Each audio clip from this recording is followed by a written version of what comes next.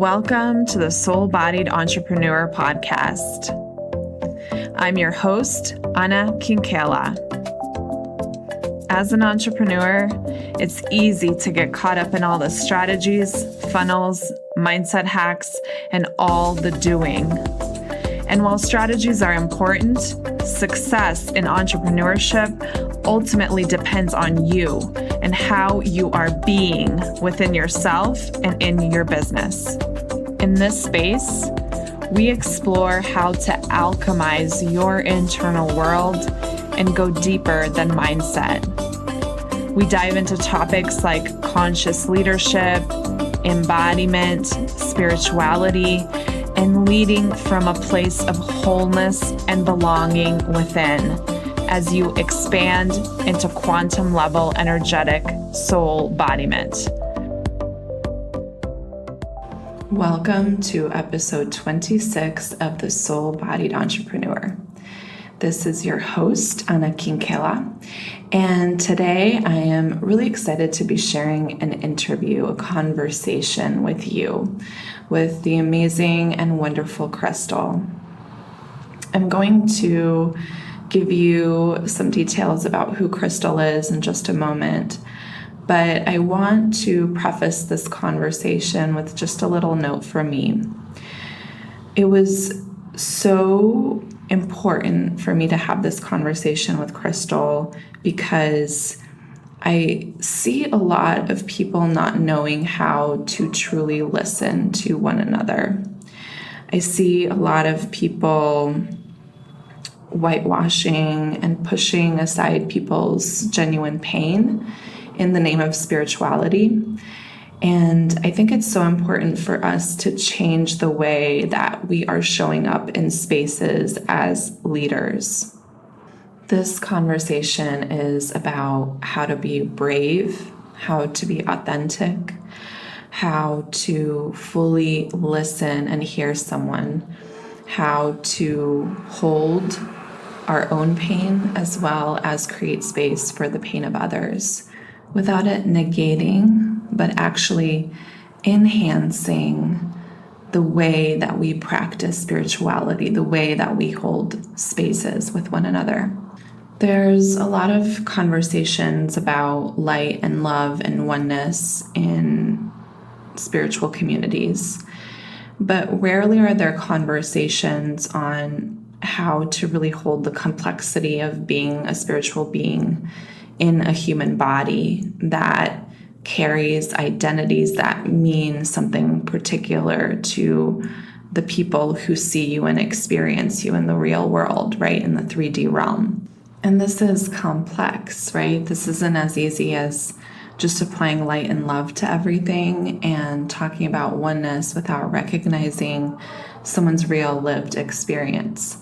This is such a crucial conversation because instead of this concept of oneness bringing people together, it's actually tearing them apart because we are not listening to each other. We are not meeting each other. We are not truly seeing one another. In the 3D human realm, oneness to me actually just means connection and allowing space for difference, really honoring difference amongst ourselves and being brave enough to connect with one another genuinely in our pain, in our joy, with all parts of us. Giving ourselves full permission to mess up and to not get it right, to just show up how we are, and to really be aware of the places of privilege that we hold, and to use that privilege in the best way that we can, meaning using it in situations where we see someone with less privilege being hurt and stepping up, speaking, and calling ourselves on our own screw-ups and the times where we mess up, because it will absolutely happen, and that is part of the process, part of our personal process. So without further ado, I want to introduce you to Krystle Cobran. She is someone that I ended up connecting with in a virtual community space on Facebook. And I got on her mailing list and was receiving her words every week. And I just really connected with what she was saying, how she was sharing herself so vulnerably and bravely with her audience. And I signed up for a newsletter because I do believe in her work in the world so strongly. So I reached out to her for this podcast a couple months back. And we both had such a crazy, hectic summer that we just ended up recording the podcast last week, and I'm so glad we did. I think I could have probably spent another 2 hours talking to Krystle about all of this. And so I think you're going to receive incredible value from tuning in, listening to her words, and learning from her. Krystle is going to tell you more about herself and also share her story on the podcast. But as a brief introduction, I wanted to give you a little bit of an understanding of who Krystle is. So Krystle creates spaces, facilitates live conversations and workshops, and builds online training tools that help us listen to each other, see each other, and understand each other. She's really here to help us connect more and fear less. She does this by facilitating race conversations in classrooms and communities. And she does this in a way where she helps us weave our stories together. So she provides this work, and I really encourage you to check her out on her website and to hire her if you are looking to have these conversations in your own communities. And I think it is important because it is a way that people start to feel seen and people start to feel truly included in the conversation. So I hope you enjoy this episode and that you receive as much as I did from this conversation with Krystle. Hello, everyone. I am so excited to have an in-depth conversation today with Krystle Cobran. She is someone that I've been following for a little bit over a year, and I invited her onto the Soul-Bodied Entrepreneur to dive deep into talking about what bravery looks like, what having hard conversations looks like. And I'm so excited for you to hear all about her and for us to dive in today. So welcome to the show, Krystle. I'm so happy to have you here. Thank you so much for having me, Anna. I'd love for you to share with our listeners a little bit about yourself and your work in the world.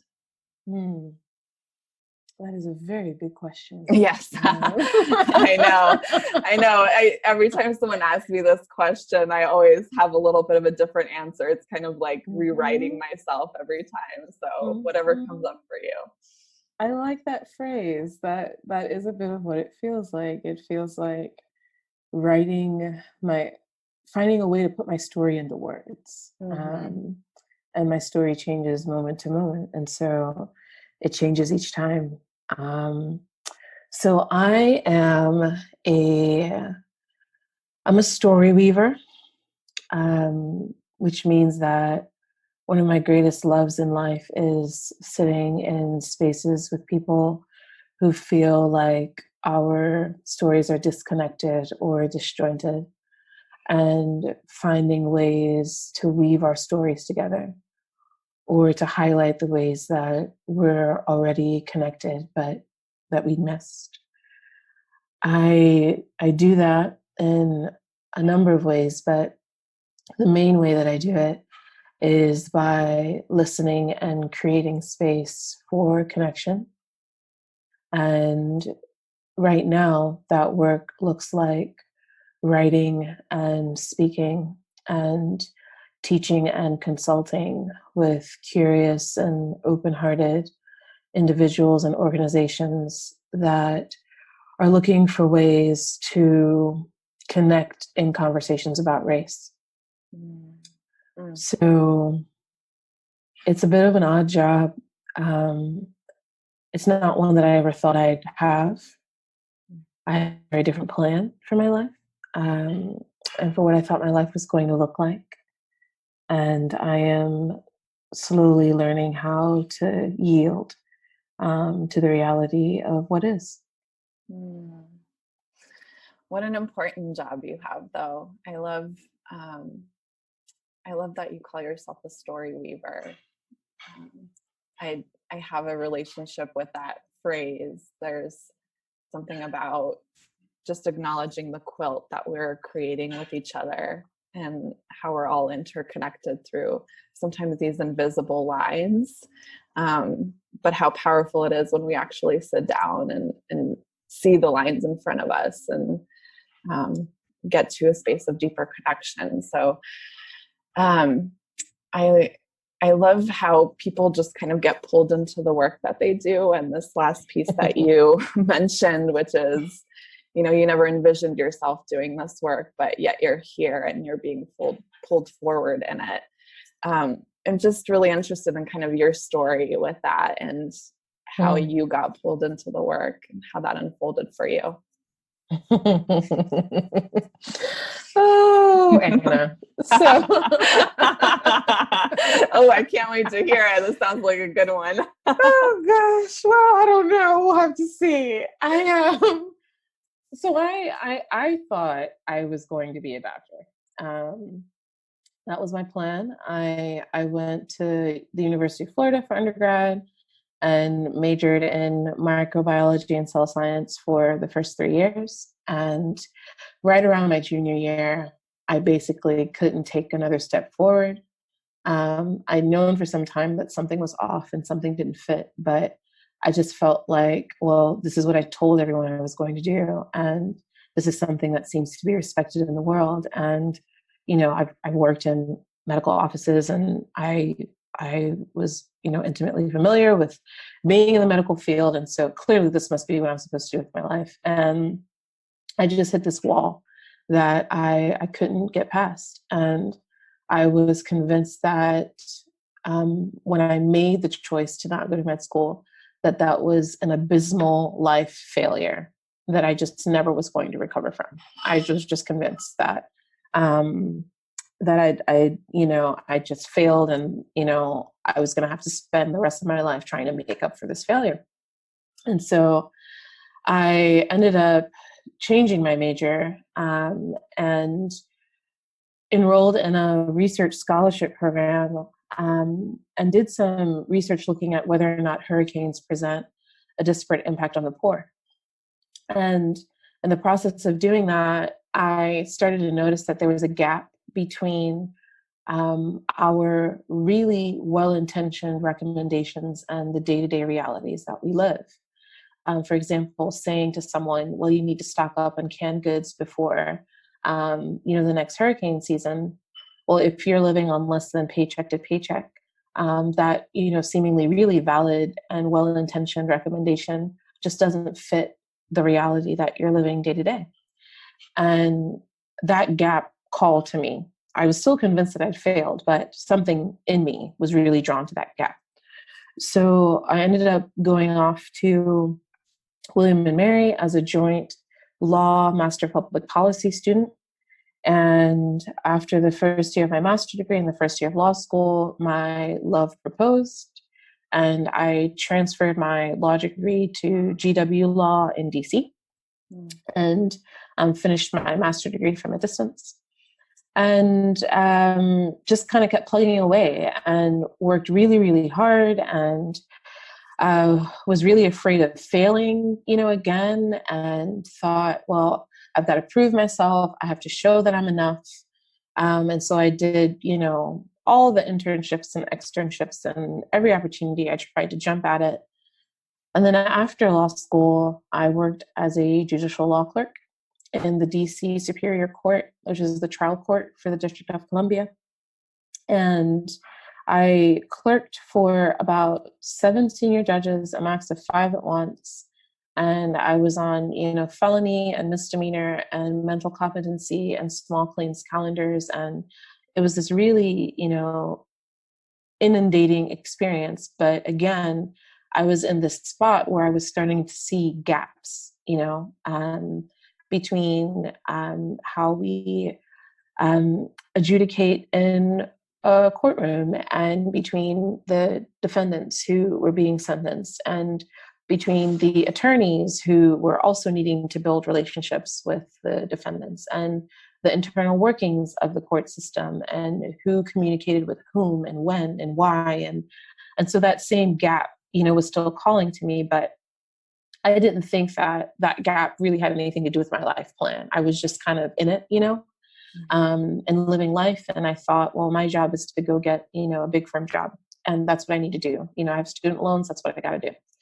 And I ended up moving with my love, who finished his PhD, down to Chapel Hill, and went into this period of time where almost nothing I tried to do worked, like nothing.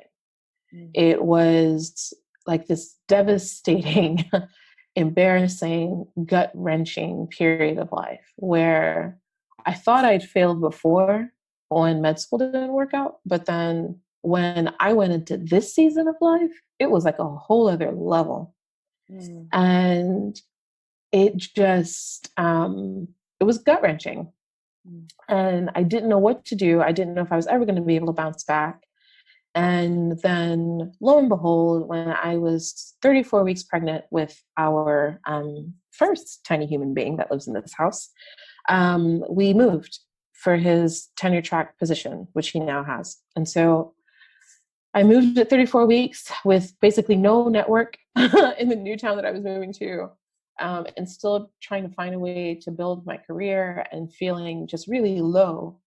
And I ended up building a relationship with the former dean of the School of Public and International Affairs at the University of Georgia. Her name is Stephanie Lindquist. And after we got to know each other a bit, she asked me if I wanted to teach a course on race and education. And I have always wanted to teach. And so I jumped at it. I said yes. And I was terrified. Because now I was responsible for standing in front of a room and creating an environment where every single person in the space knew that their voice belonged. And I knew I never wanted my students to feel the way that I often felt in classrooms, which was very small. And I knew I wanted every single student to know that they belonged. And I had literally zero idea how to make that happen. All I knew was that I didn't want my classroom to be about shame, judgment, or me and my stuff. And I was running pretty tight, to put it mildly, because I just had my second daughter, who was 4 weeks old when I started teaching. So I, began teaching, and I got a really good piece of advice from Stephanie Lindquist, Dean Lindquist, here at the time. And, she said, if you don't know the answer to something, just kind of own it. You know what I mean? Just say, I don't know, let me do some research and get back to you. And I really thought about that a lot. And something about that felt right to me. Like it sat well, like in my being. And so like on the first day of class, I told my students, I don't have all the answers, and I don't expect you to either. And none of them believed me. Not usually something you hear from a professor. No. They basically looked at me with a mixture of, you liar, and I don't understand what you're saying. Like none of them believed me. And it took about 3 to 4 weeks before they were like, okay, she's for real. And at some point after that, something happened in the classroom that I realized was significant a bit later, down the line. My classes are conversation driven. And so I teach by asking questions. I didn't have a textbook. I assembled all the materials, and all of the materials were Supreme Court cases in education, whether it was primary, secondary, or higher ed. And I did it that way so that students could learn how to read the case law for themselves, and they could watch the precedent evolve, and they could begin to see the dynamic between that, question of are we creating social change, or are we responding to social change as far as the court system goes. Mm. And students began to share really personal stories about their own life experiences in connection with the cases that we were reading. And that shifted the entire dynamic of the classroom.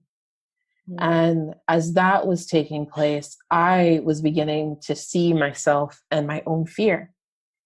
And I was beginning to recognize how big of an impact my fear about being wrong could have on my students in the classroom. And there was one day early on where they were so quiet, like just deathly quiet. And I remember asking them, because we had that kind of relationship, why are you so quiet today?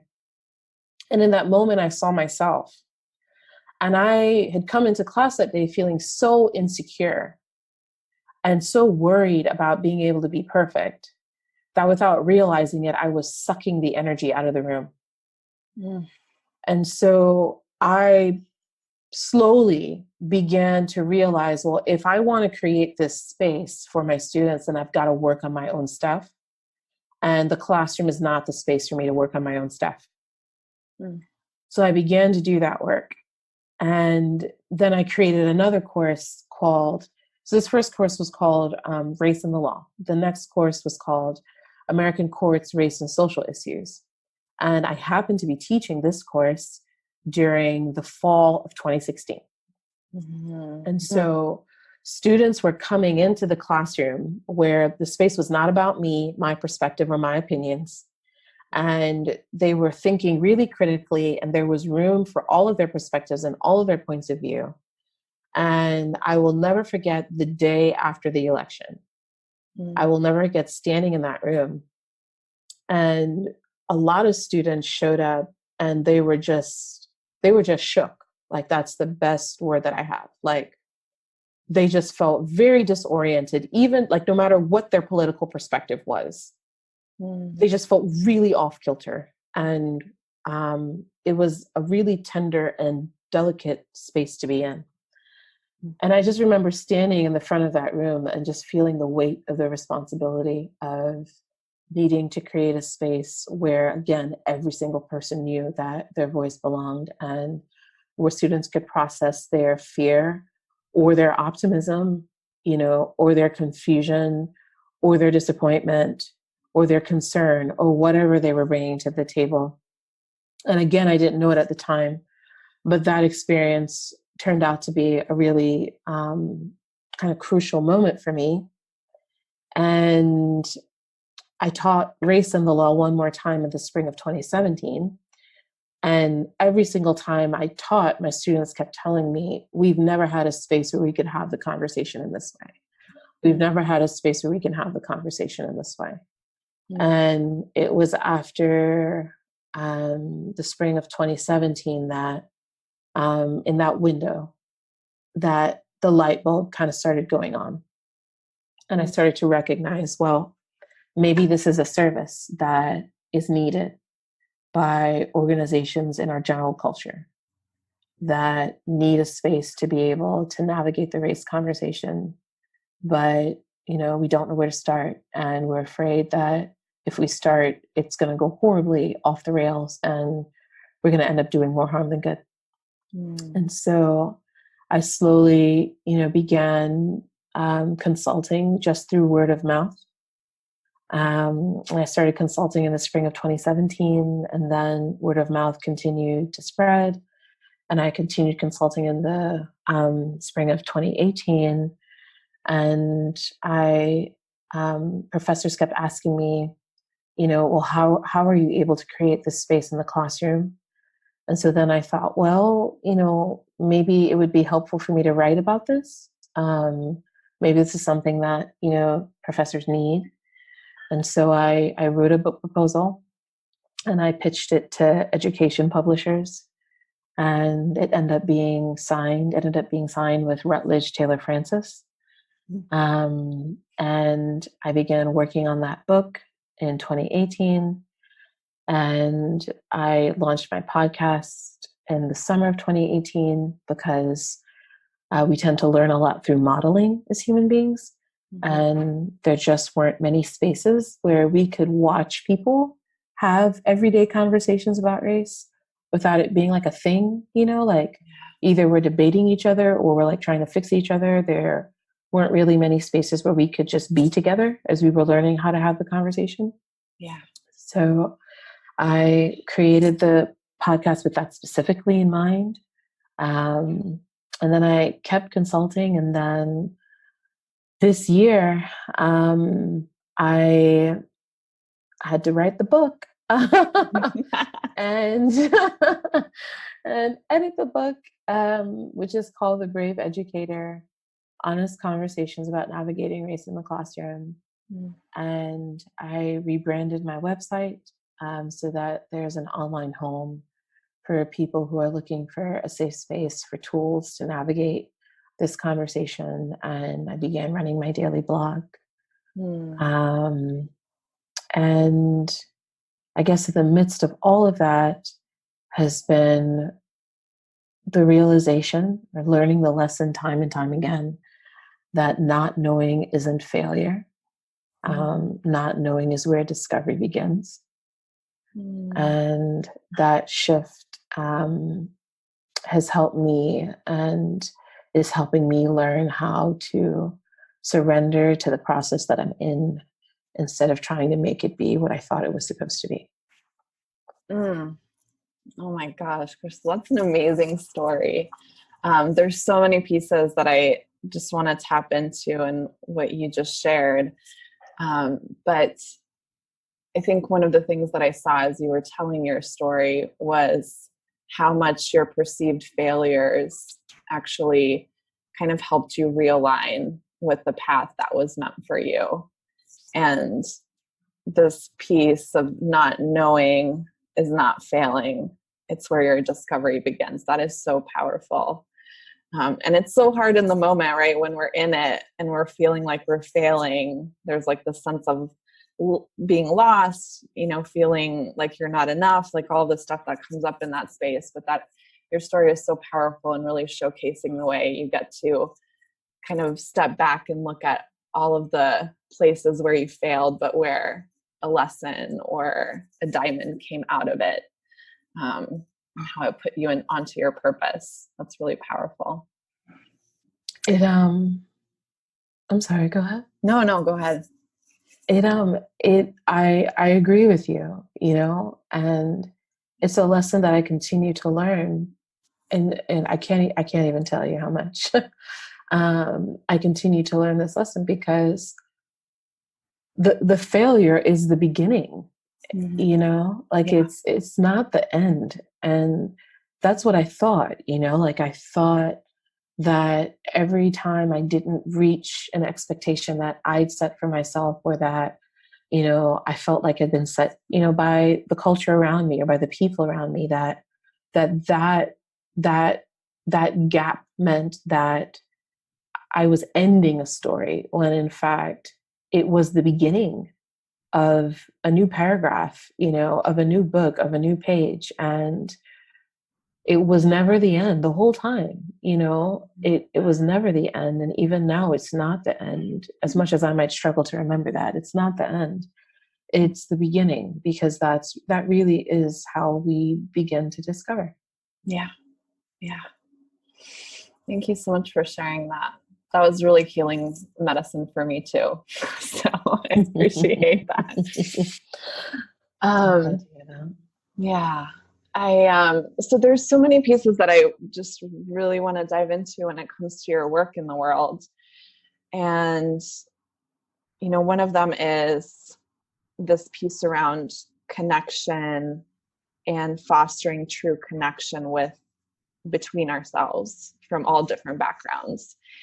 And I'm just curious to kind of know, what that process looks like for you. And it seems like one of those things is storytelling and telling your own story and interweaving it. But, how do you create that connection? What are the most important things about making space, those kinds of spaces for people? That is a really, really powerful question. And the first thing that comes to mind is listening. Mm. Um, I actually, I actually think that listening is one of the most important components, if not the most important component of my work, because especially in difficult conversations, and by difficult, I don't mean that word in the dismissive sense. I mean, as in, this is a conversation that involves navigating human pain intertwined with human reality. And so it is an inherently nuanced and potentially painful conversation to journey through. We can sometimes feel that pain coming if we're not already feeling it in lifetime. Mm-hmm. And that experience can cause us to react by trying to fix everything. Mm-hmm. But the difficulty with jumping over listening straight to fixing is that we miss each other in the process. Mm. Yes. I can't see you if I'm trying to fix you. Mm-hmm. I can't. I can't really hear what you're trying to say to me.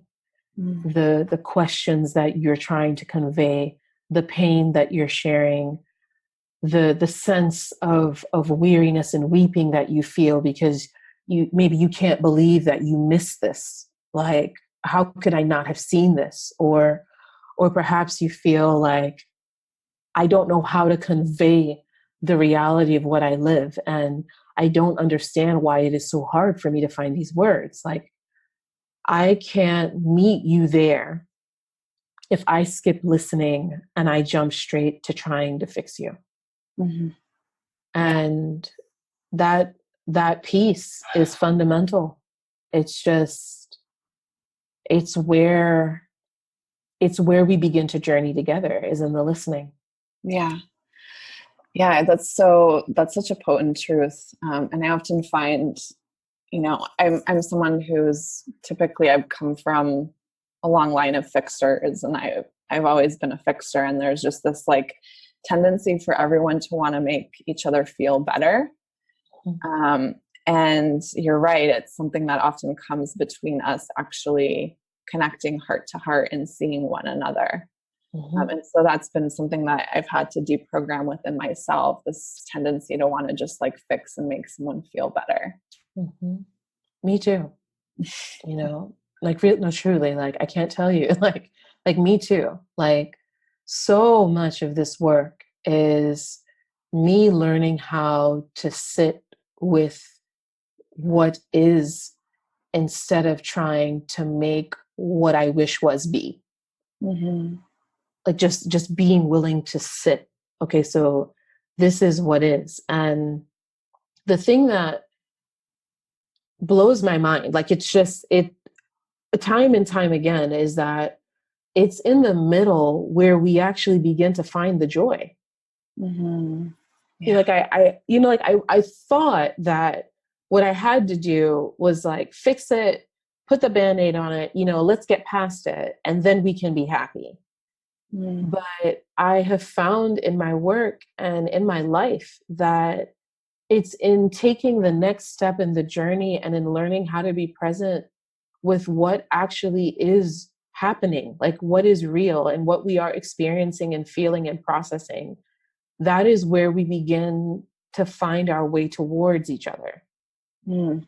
Yeah. But, like, when we skip over all of that, we end up pushing each other apart, often with really good intentions, Mm-hmm. But once we skip the connection piece, then I'm trying to fix you and you're trying to fix me, and we can't find each other there. Yeah. Yeah. Yeah. Absolutely. I think this requires a lot of bravery, right? On both parties. We have to, take ownership of what's happening within us, and then also provide space for someone else. How do you approach having that kind of bravery or being that courageous?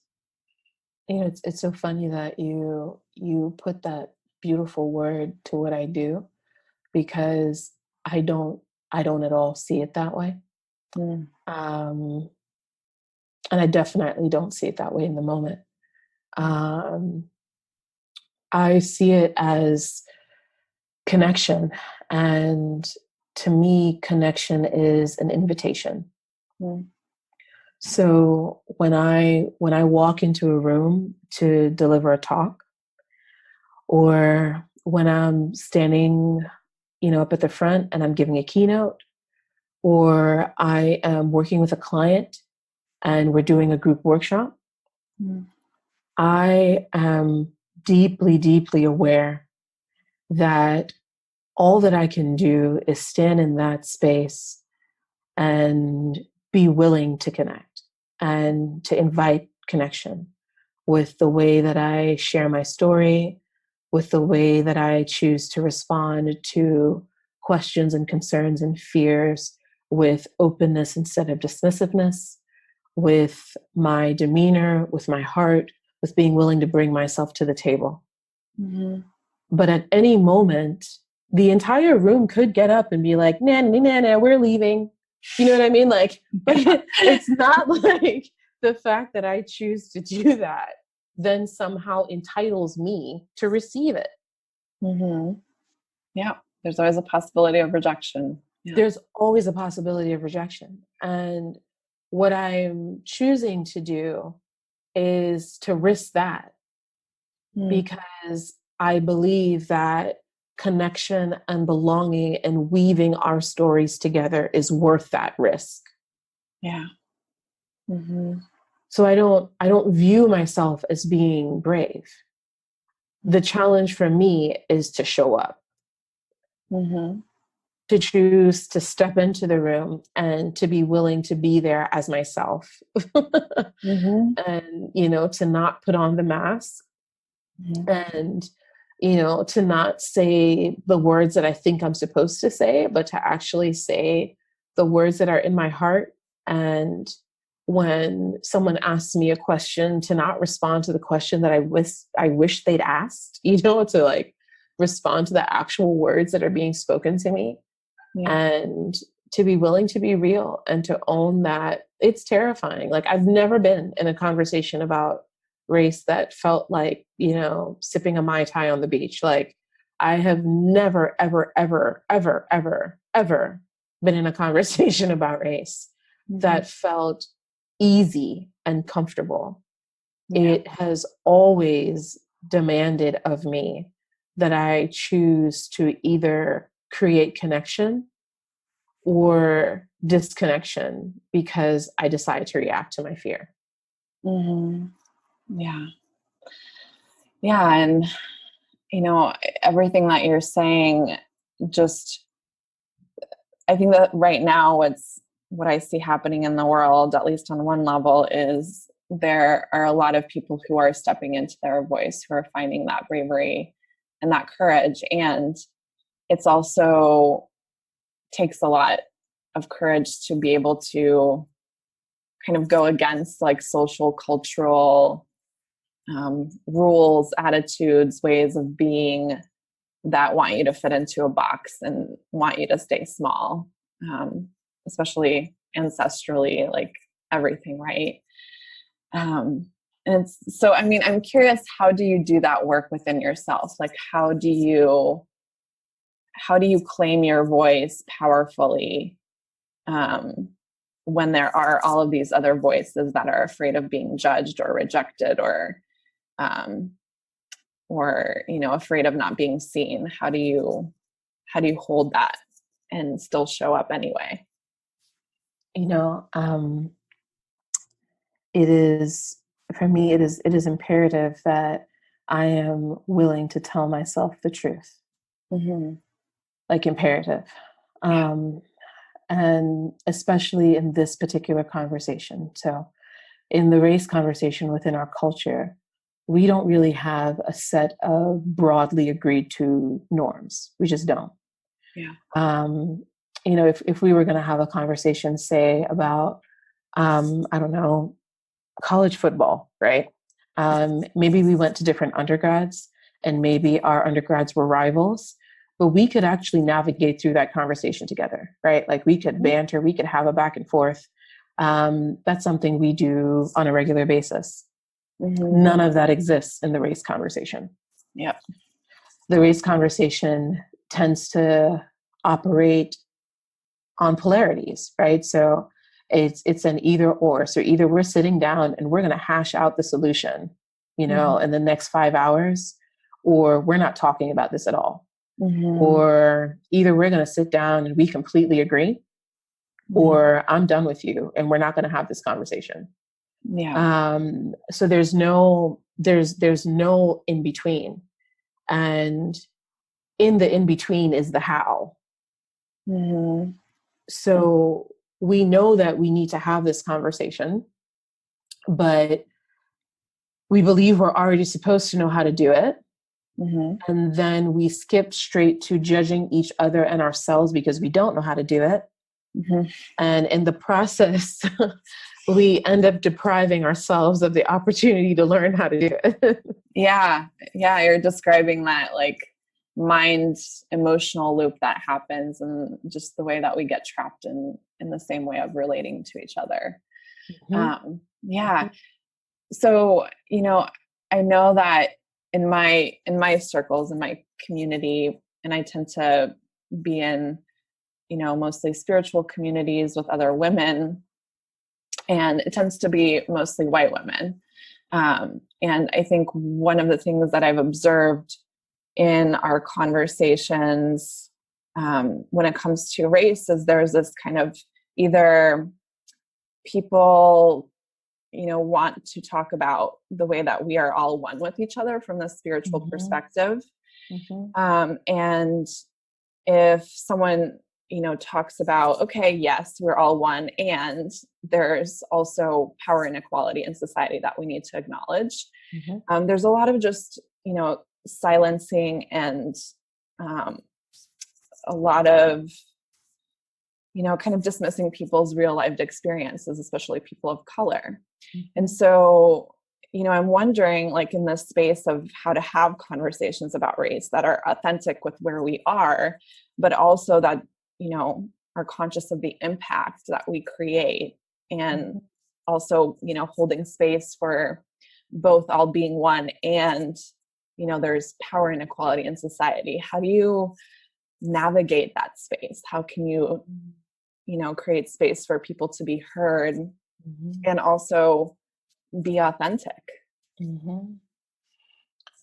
So this question is one of the questions that lies at the very, very root of my work.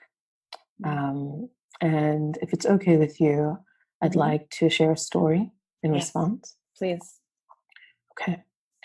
So as I was beginning to do consulting, I was doing some community workshops, which are amazing to do.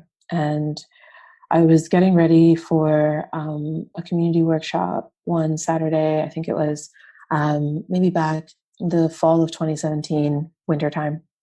And they're tiny humans in our house. Getting through weekends can be like an episode of Survivor, especially if there's in food. It's like, okay, so we got to survive this, And I'm getting ready and I'm heading out to the workshop. And I get there and it's evening, and there were 3 of us in this space. One woman was Latinx, one woman was white, and then myself. And we're sitting and we're talking and we're connecting. And after the workshop, we all have connected. We have each other's phone numbers. Their feedback was really positive. But I remember sitting in this space, and there was a presence that was there that has come up for me multiple times when I've been having conversations about race or in conversations about race. And it was more palpable than it had ever been before. And I remember leaving feeling like a fraud, like feeling like, Krystle, who in the world are you to think that you can help anyone have conversations about race? Like, what are you doing? Like, you can't do this. What are you doing?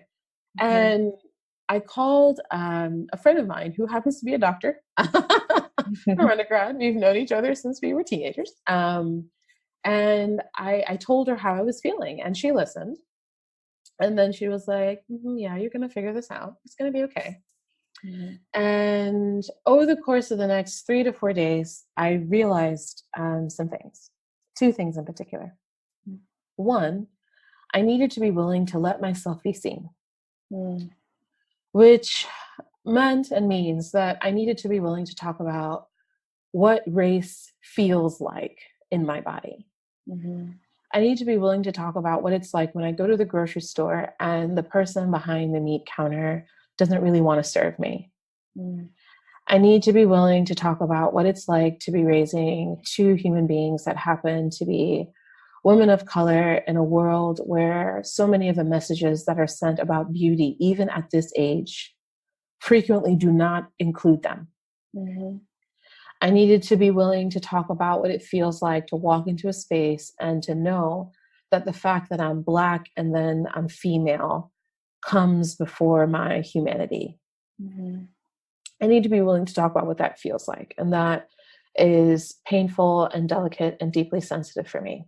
But that became really clear. The second thing that I realized was that I had run smack into the space between us. So there's a human being who's born into a body, and this body is not a body of color. And this person is going through life day to day, and their whole life they're told that the story that they're in is the only story that exists. And one day there's like a Star Wars moment. All of a sudden there's like a whole planet, and it's like right there, like right in front of their face. It's like nose to nose. And the reaction is, what in the literal heck?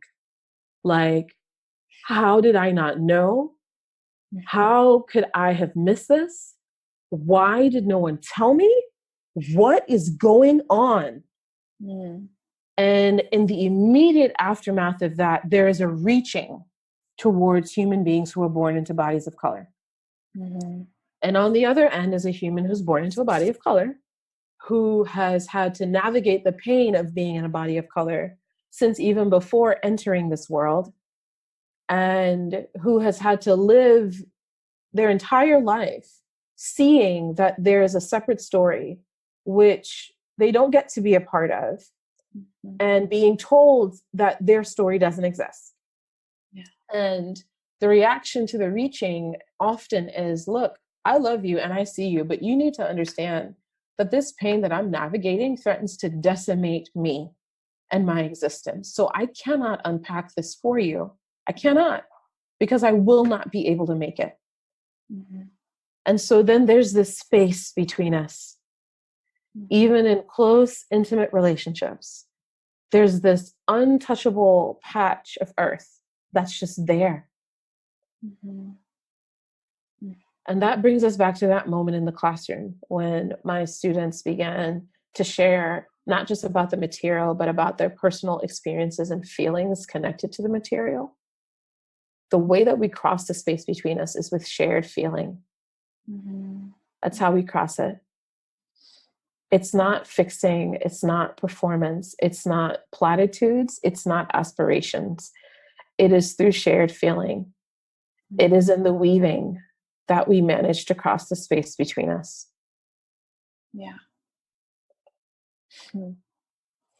That legitimately made me tear up. That was a really, really beautiful way of describing that. And you're absolutely right. That space between all of us, if we can sit in it, is like the ground where we find that connection, and actually like really connecting with our heart centers when we share our stories in that way.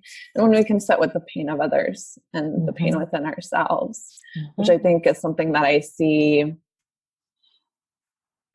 My external observation is that because we have such difficulty sitting with our own pain, that it's hard to sit with the pain of others and actually recognize how something affects them in their own life because of the identities that they hold.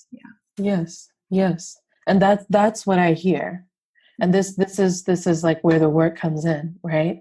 Is as you ask that question, it really could have been so simple for me to dismiss it outright, right? Mm-hmm. And for me to say, well, look, if you're not willing to see the reality, then I can't help you. Mm-hmm. But the trouble there is that we end up leaving the pain on the table. Mm-hmm. Because when I heard you ask that question and you described so many deeply spiritual, well-intentioned women feeling that sense of resistance towards, going there in the conversation, Yeah. what I heard was fear and pain. Yeah. That's what I hear. Mm-hmm. It's the pain of the stories that have remained unspoken feels vast and bottomless and endless. Mm-hmm. And the pain is so extraordinary and wide Mm-hmm. that we often don't know where to begin. Mm-hmm. And on top of that pain, there's the pain of recognizing what we did not see and what we did not know and what we could not hear. And that pain is real. Mm-hmm. The pain may not necessarily be the same in scale as the pain of navigating life in a body of color. Mm-hmm. And yet it is pain. Mm-hmm. And this is not a cute or fancy thing to say. Mm-hmm. But sometimes the point of commonality in this conversation is pain. Mm-hmm.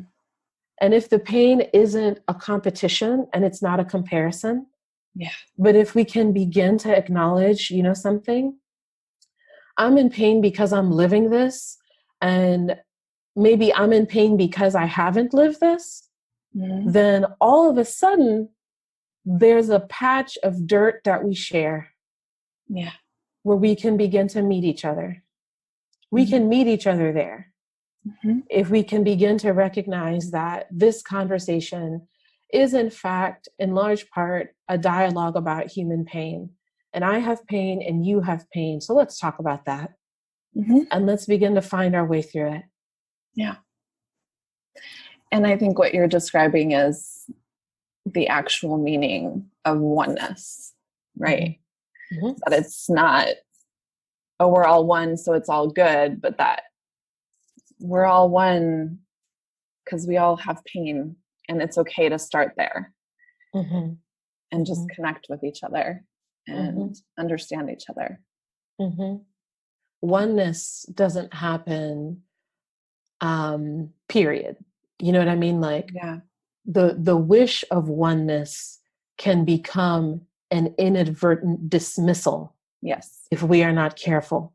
Yep. Oneness happens in the through. Mm-hmm. Oneness happens in the weaving. Oneness happens one moment at a time as we unpack and we share and we cast aside and we sort and we acknowledge and we begin to get down to the reality of what is taking place. That is where we can begin to create the oneness that we desire. Mm-hmm. But if we begin with the presumption of oneness, then we can inadvertently turn ourselves into fixers. Yeah. And that fixing begins to become dismissiveness. And the dismissiveness ends up driving our stories further apart. And as our stories are driven further apart, then we are less and less able to see and understand and connect with one another. Yes. That was beautifully stated. Mm. Thank you so much. Thank you for having me. Yeah. It was my pleasure. I know that you have an amazing book coming out that everyone should check out. Is there anything else that you wanna share about the work that you're doing in the world? Any ways that we can support you? Thank you for asking that. Yes, there are. So I am looking for ways to connect with women who are craving connection in this conversation. Mm. If you are a woman with whom that sentence resonates, I would love for you to visit my website. It's krystlecobran.com. There is a free training that I have there called How to Create Authentic Connection, Even If You're Afraid. Mm-hmm. I would love for you to take that free training, and I'd love for you to sign up for my daily blog posts. And then hit reply, because I want to know who you are. And I want to hear the questions that you've been holding inside of you that are unspoken. And I want to know about the support that you've been looking for as you've been trying to navigate this conversation that you've been struggling to find. I'm here and I'm listening, and I want to support you, and I want to hear from you. Mm. Thank you so much, Krystle. Thank you.